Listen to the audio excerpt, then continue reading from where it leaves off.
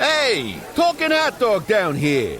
Don't you know who I am? Nathan's Famous. Born and bond on Coney Island. I am famous after all, for my old beef. Nathan's Famous, made with 100% beef for a real bite of New York. Maximize your Texas Hill Country vacation and stay in Cedar Park, 30 minutes from Austin Bergstrom International Airport with direct access to 3 major highways and the Metro Rail. You can get anywhere in the region quickly. Cedar Park. Here, you can be anywhere. So, I just got the State Farm Personal Price Plan on my car insurance. So you told your agent you play the bagpipes for your dog? What? No, I didn't get that personal. My agent just helped me create an affordable price just for me. Okay, let me show you what I've been working on. Hey, Buster!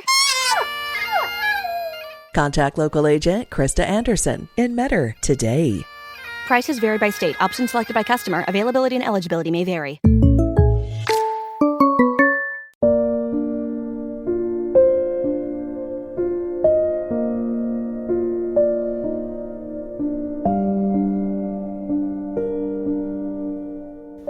Hello and welcome to Healthy Mind, Healthy Life with your host Avik. This podcast is all about exploring the latest research, sharing personal stories, and providing personal tips for improving our mental health and well-being. Each episode will be joined by experts in the field of mental health, as well as individuals who have experienced the transformative power of a healthy mind firsthand. Together, we will dive into a range of topics from managing stress and anxiety to building resilience and cultivating happiness. So, join us on this journey to discover new ways to take care of our minds, bodies, and souls. And let's work together to create a healthier, happier world, one episode at a time. So, let's get started.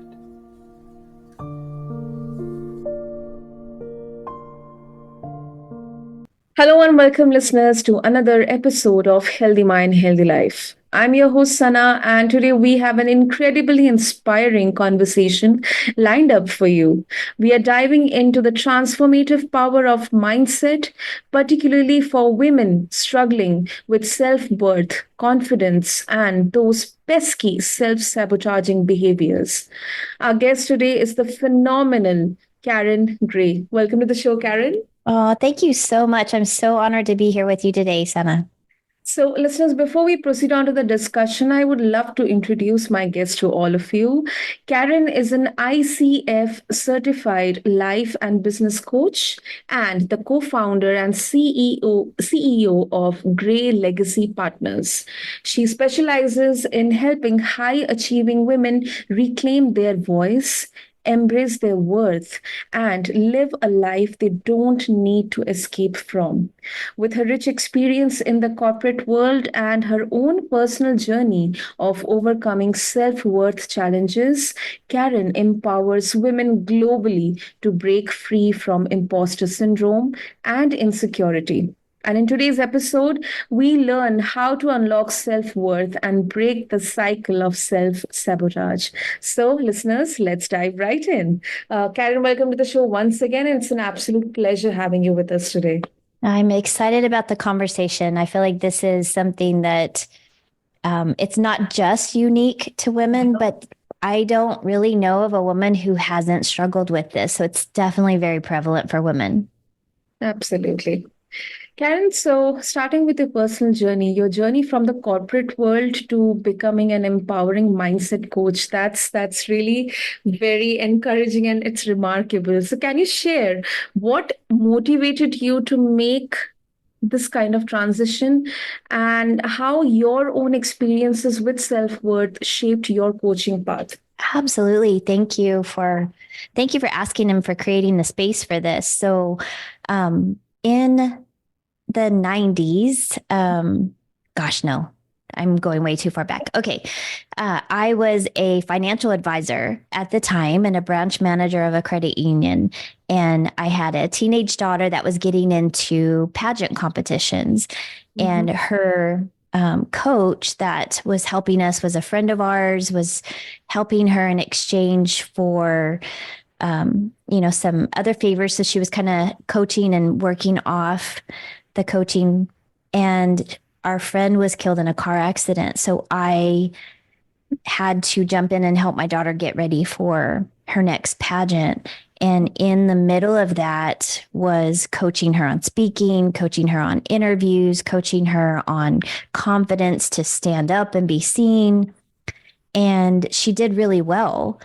And so I loved it. She loved the experience. And we had other friends that saw the difference in my daughter and reached out to me to help their daughters. And so that's actually where my coaching began. I used my own experience and things that I had gone through to help them. And then I began to see this correlation between what I had experienced, what my daughter had experienced, these other girls, and what my professional advisory female clients were going through, this lack of confidence and trusting themselves. Lack of confidence in their ability to make decisions, their concern about making everything perfect and being seen as perfect and being everything to everybody and serving everybody first and really to their own detriment.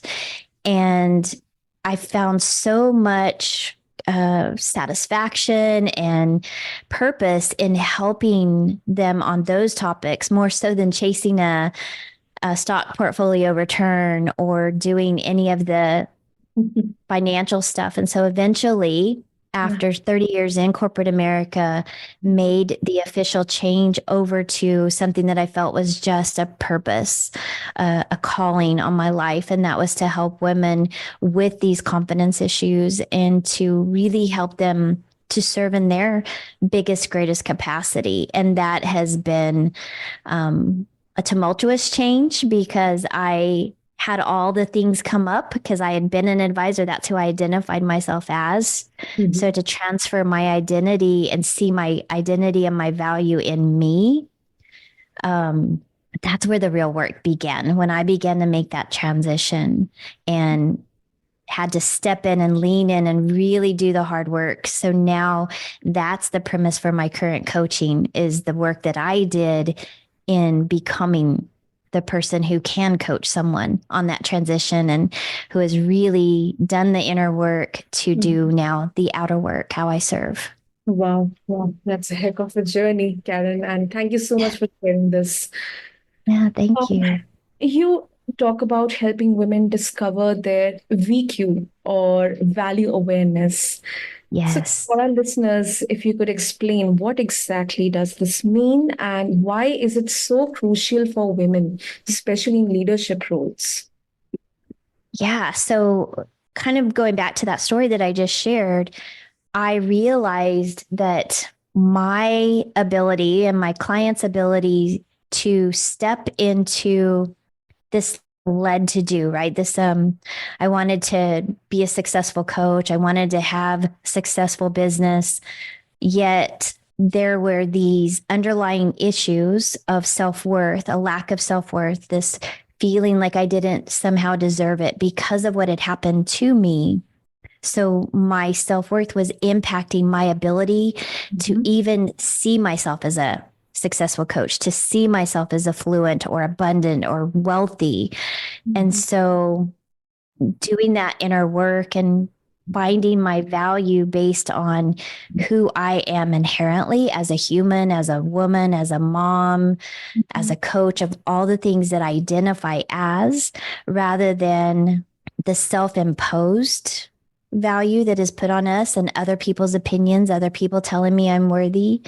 When I can own my value and know that it's inherent, immovable, indisputable, irrefutable, that then is something that I can align with and begin to receive wealth, begin to receive prosperity, abundance.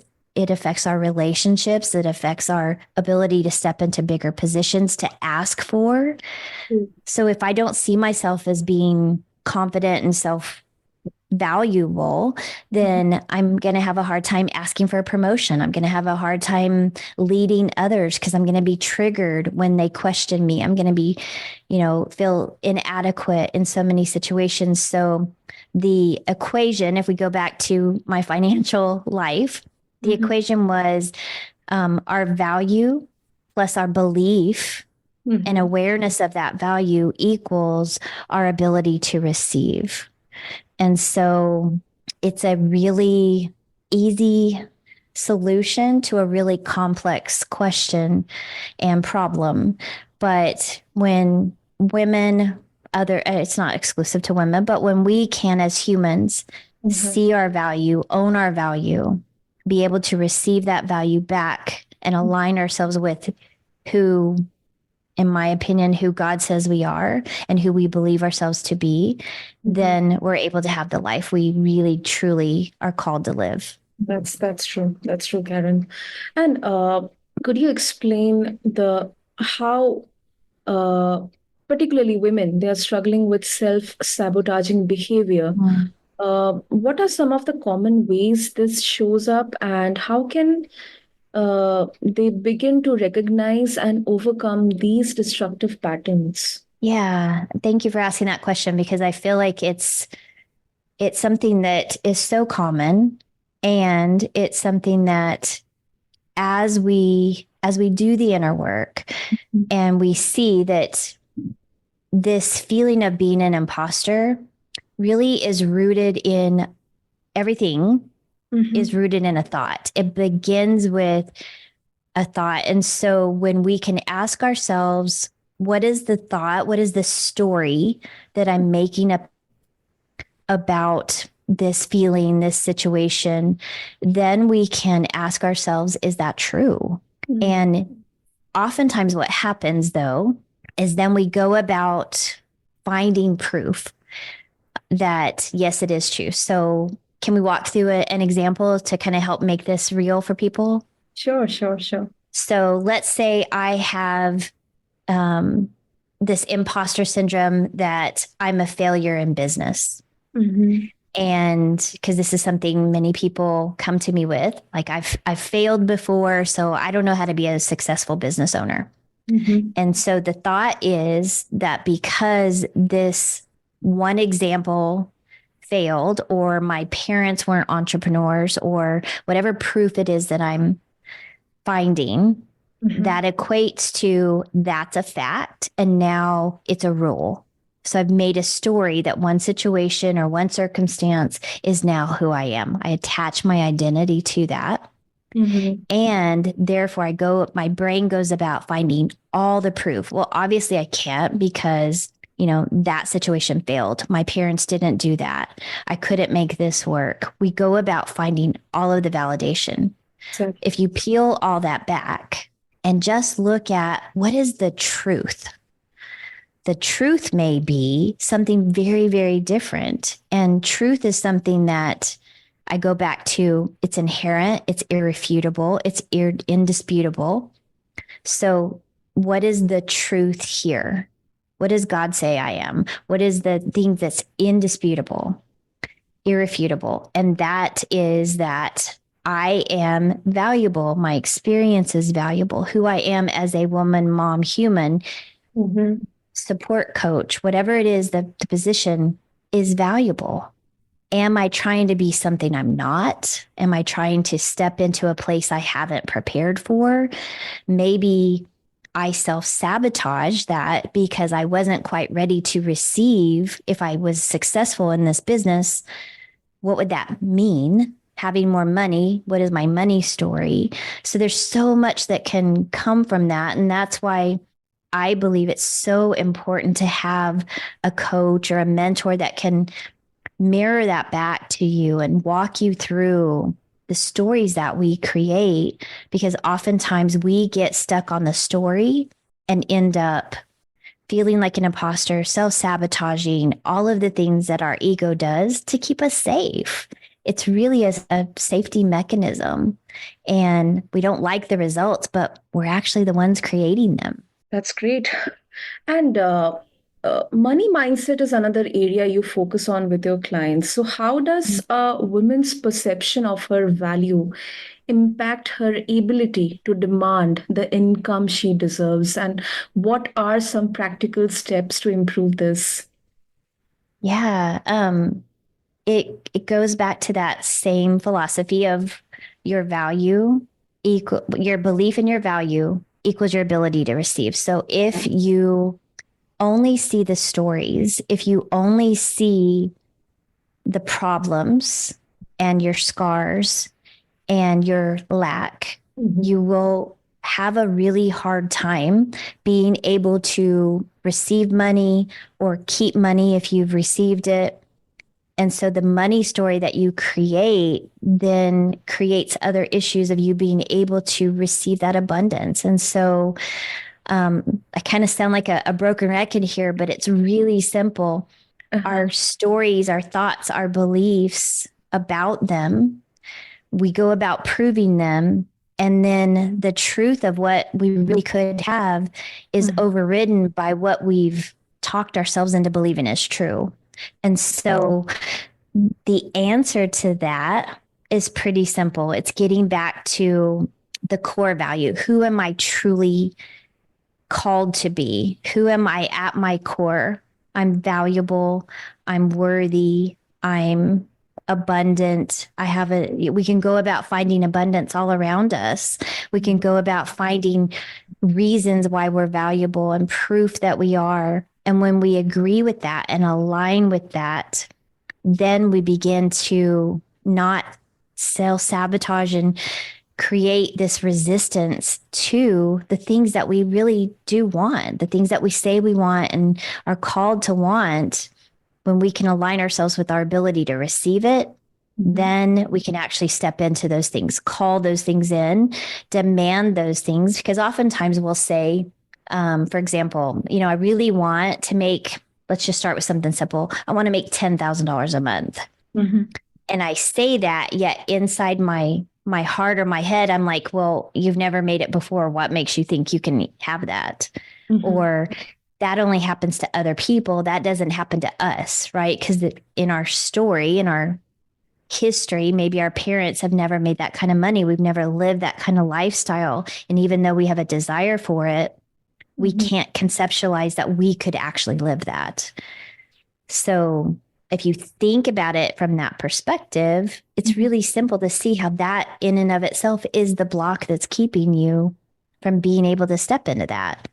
Now, take that another step further. You got to do the work. You have to do the inner work and then go about earning the outer work. But you have to be able to be the person first, the person that can lead, the person that can do the work, the person that's done the inside effort before you do the external effort.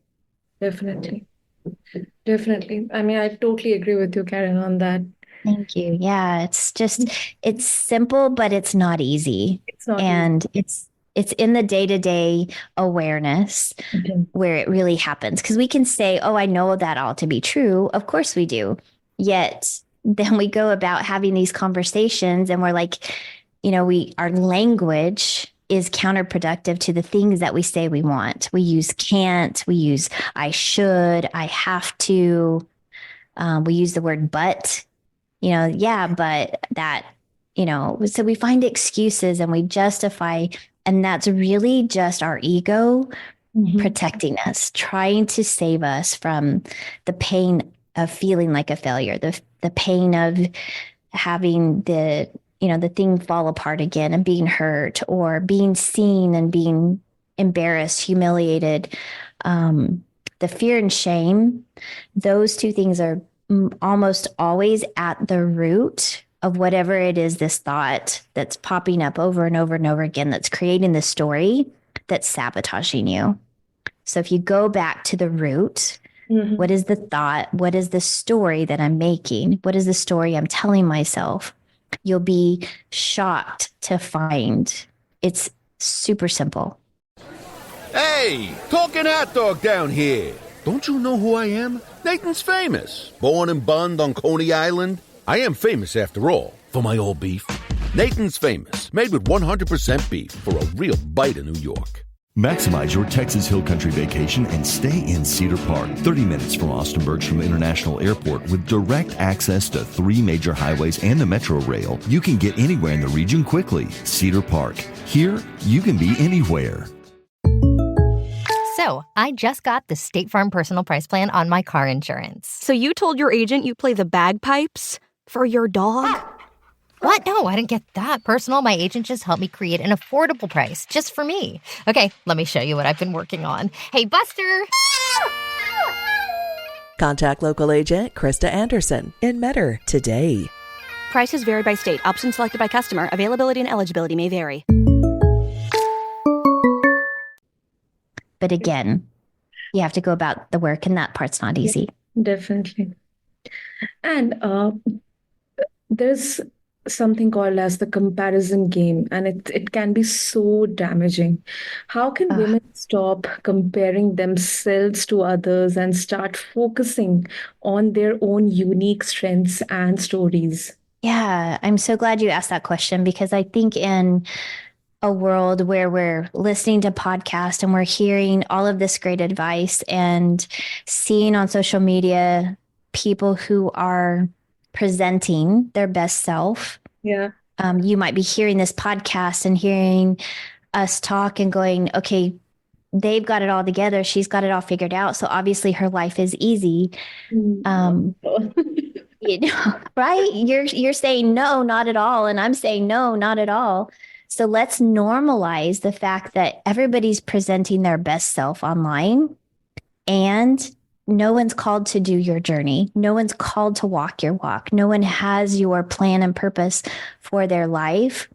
So recognizing that your journey is valid, your journey is valuable, and allowing yourself the grace and the love and the space to stay in your own lane.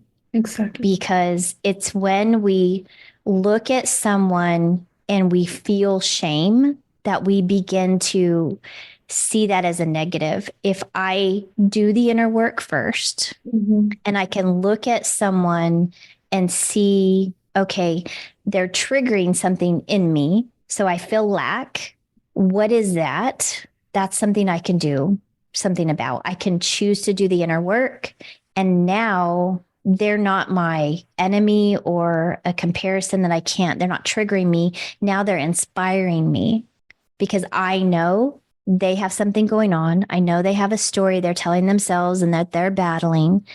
And they're just a human that maybe has a little more time doing the work, a little more resources, and they're applying it.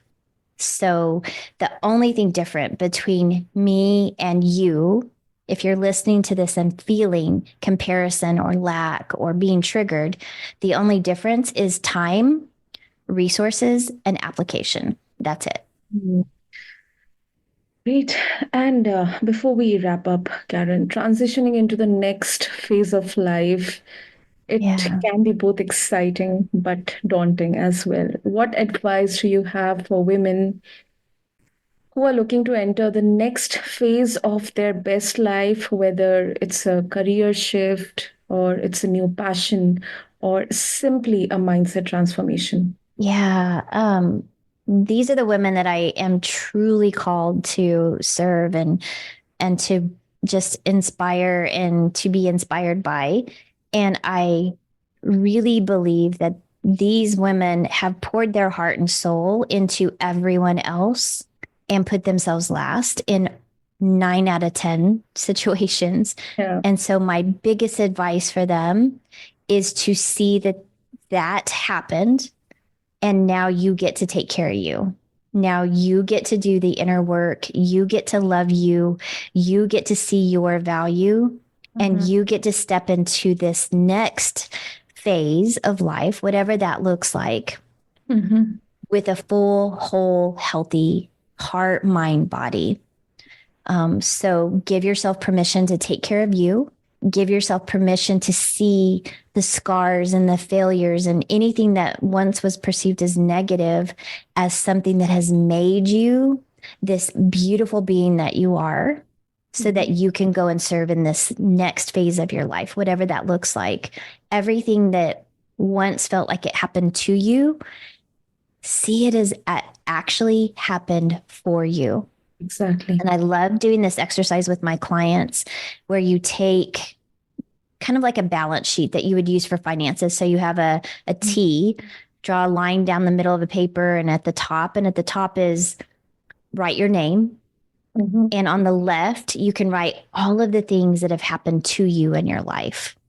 Maybe I got a divorce. Maybe I had a failed business. I had 3 C-sections and, whatever it is, these things that have happened to you. I had an abusive spouse or an abusive parent or whatever the traumas, the things that you in the past have seen happening to you. And then on the right side of the paper, write what you learned from that. What is the lesson? Who did it help you become? How has it helped you be more empathetic, more sympathetic, stronger? What did you learn from that experience? Maybe what you learned was what you didn't want to be. You learned what not to do. But when you're done, take the paper, tear it in half and hold the side that has the lessons.